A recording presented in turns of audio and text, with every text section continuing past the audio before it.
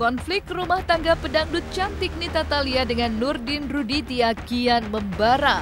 Setelah gagal menempuh jalur mediasi di Pengadilan Agama Jakarta Utara kemarin, kini Nurdin kembali mengurai cerita baru tentang perceraiannya dengan istri keduanya itu. Menurut Nurdin, sebelum Nita melayangkan gugatan cerai di Pengadilan Agama Jakarta Utara pada 25 September lalu, Nurdin mengaku sempat konsultasi dengan kuasa hukumnya untuk mengajukan gugatan cerai terlebih dulu. Namun, karena satu dan lain hal, justru gugatan cerai Nita lah yang akhirnya keluar. Dan seperti inilah pengakuan Nurdin di balik alasannya ingin berpisah dengan Nita saat itu. Pertamanya saya konsultasi ke lawyer saya, nih saya bermasalah seperti ini, gimana? Tanggal 25 Agustus karena saya merasa didolimin oleh istri, dia meninggalkan anak dan suami dan tidak merespon untuk silaturahmi. Karena dengan dibloknya telepon kan saya tidak bisa komunikasi. Gitu. Saya konsultasi, akhirnya udah Bapak bikin surat kuasa aja kepada kami. Akhirnya saya tanggal 25 ya Pak. Tanggal 25 saya membuat surat kuasa untuk menggugat cerai. Jadi awalnya saya yang gugat cerai. Terus tanggal 22 September itu kita daftar gugatan cerai cuma lewat online. Intinya juga Pak Rudi sendiri juga pengen memang bisa. Ya, karena kan saya merasa sebagai suami sudah tidak dihargai. Ya sudah tidak ada kecocokan dan sudah ya tidak dihargai lagi lah, makanya saya konsultasi ke kuasa hukum. Nih kalau seperti apa jalan keluarnya seperti apa, makanya ya solusinya mungkin kita memang udah mau itu gitu. Alasannya seperti apa biarlah kami berdua yang tahu ya. Yang kasih sih selama 20 tahun ini banyak sekali ketidakcocokan antara kami berdua, dan saya berusaha menutupi semua ini dari keluarga, teman-teman, dan teman-teman media semuanya gitu, supaya tidak tercium gimana caranya gitu kan. Kewajiban saya di dalam rumah tangga itu saya udah jalankan selama 20 tahun. Kewajiban apapun, kewajiban suami, ya, melindungi anak, melindungi istri, membiayai hidup istri, itu semua udah saya jalankan. Dan mungkin dia berstatement seperti itu barangkali dia lupa, atau mungkin kondisinya lagi tidak sadar bahwa selama ini itu kan dia hidup dengan saya. Ya intinya kita pisah pengen baik-baik, gak mau ada perselisihan apapun, kita ketemu baik-baik, kita pengen pisah juga baik-baik. Intinya kita harus jadi keluarga karena ada anak gitu ya, kita besarkan anak sama-sama.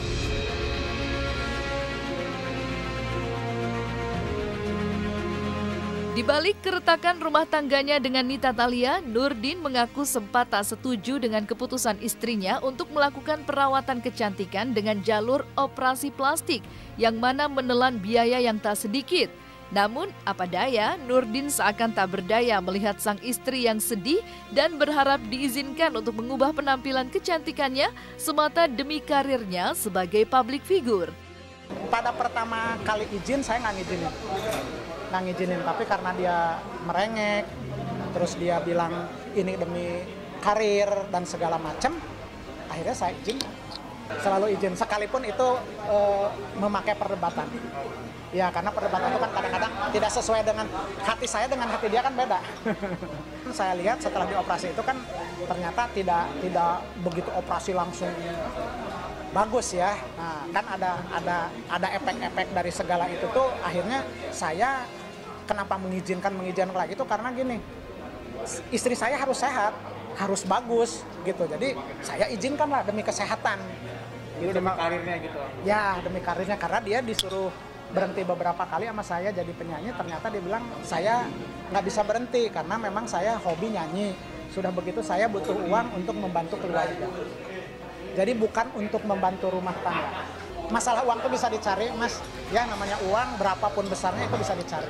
Jadi bukan inti dari itu, bukan karena biaya. Setiap mau melakukan apa-apa itu kan kita selalu rundingan, ya. Mau operasi begini-begini, sempat saya itu kan melarangnya lah. Intinya suami itu saya melarang, hanya dia memaksa. Nah, kalau untuk memaksa itu kan kita tahu kalau untuk ini, untuk begini itu biayanya berapa. Pasti ada angka dong. Angka itu ada nggak Nah kalau memang ada, kita lakukan. Nah kalau keinginan Teh Nita kayak contohnya, kayak operasi lah, itu memang hasil dari nyanyi sebagian, tapi hasil dari saya pun ada. Rinciannya ada, karena yang bayar ke dokter, bayar kemana-mana itu kan saya. Saya punya bukti sampai sekarang masih disimpan.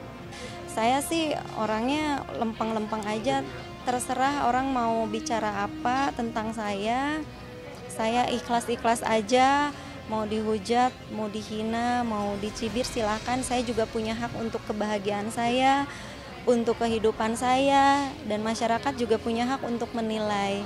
Silahkan aja lah, terserah mau menilai saya seperti apa, yang penting saya di sini tidak munafik jadi orang. Kalau kebanyakan orang operasi plastik itu kan menutupi karena itu adalah aib, karena itu adalah dosa gitu. Kalau saya karena perubahannya sangat drastis banget gitu.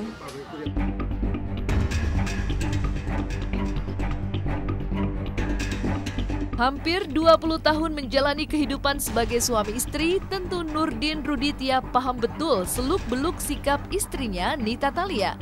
Menurut Nurdin, sebelum masalah rumah tangganya terkuak, Nita adalah sosok istri yang penurut dan sangat profesional dalam hal bekerja. Namun entah mengapa Nita yang dahulu kini berubah drastis. Bahkan beberapa kali mendapat teguran dari Nurdin lantaran penampilan Nita saat bermain di media sosial yang dianggap tidak pada tempatnya. Sebelum kejadian ini, ya istri saya itu penurut. Dibilangin apa dia ngikut, makanya kenapa sampai berhasil jadi artis, ya itu karena kan hasil kerja keras tim. Bukan hanya saya sebagai produser atau manajer ya, tapi di belakang dia itu banyak orang yang berjasa. Dia kerjasama dengan tim itu baik, gitu. Cuma ya belakangan inilah ya, setelah dia menjadi seorang artis yang besar, ya mungkin karena namanya manusia ya, jiwa itu mungkin apa namanya ya, gimana ya, saya juga susah harus nanya ke istri saya perasaan dia setelah jadi artis besar itu seperti apa gitu. Yang kadang-kadang ada keributan kecil itu, kadang-kadang kan saya sebagai suami tidak sepaham dengan dia. Contohnya dia minta operasi ini. Nah menurut saya kan itu nggak perlu, tapi menurut dia kan perlu. Nah ada kan benturan di situ. Itulah yang membuat kadang-kadang kita cekcok sebenarnya. Jadi kadang-kadang yang dibilang ada salah paham itu jadi bukan timbul dari masalah rumah tangga. Jadi timbulnya kadang-kadang dari masalah dia ingin sesuatu yang belum tercapai, gitulah. Mungkin intinya seperti itu. Jadi sebetulnya itu teguran saya udah teguran ketiga. Ya teguran pertama mengenai video klip. Karena video klip itu kan dia buatnya juga kurang baik karena saya pada saat itu tidak ada di situ. Karena dia izinnya mau foto. Ya, mau foto ya di studio ini. Saya bilang mau diantar nggak usah, jadi terpaksa saya ke kantor. Tapi ada hasilnya bahwa itu video klip. Saya tegur, loh kok bikin video klip? Iya kebetulan gini lah berbagai alasan. Ya tapi saya bilang itu penampilannya kurang baik. Kamu punya suami, kamu punya anak, jangan seperti itu. Ya waktu itu masih sadar. Ya oke. Cuma begitu lihat lagi, ya kan saya tuh punya keluarga besar, punya orang tua sekalipun bapak saya udah meninggal, tapi punya ibu yang melihat. Sekarang tuh zaman dimana sih nggak bisa terlihat melihat penampilan anaknya seperti itu, dia negur saya, tolong dong kasih tahu istri kamu kan begini-begini. Nah saya niat dari saya kan berkewajiban nih sebagai suami menegur istri secara baik-baik. Saya bukan marah, bukan melarang dia main medsos, tidak. Gitu, saya hanya melarang itu berpenampilannya tolong ya, karena zaman sekarang tuh bisa dilihat oleh siapapun. Gitu, jadi saya ngerinya teman-teman anak saya melihat juga nanti komentarnya kan nggak bagus ke anak saya.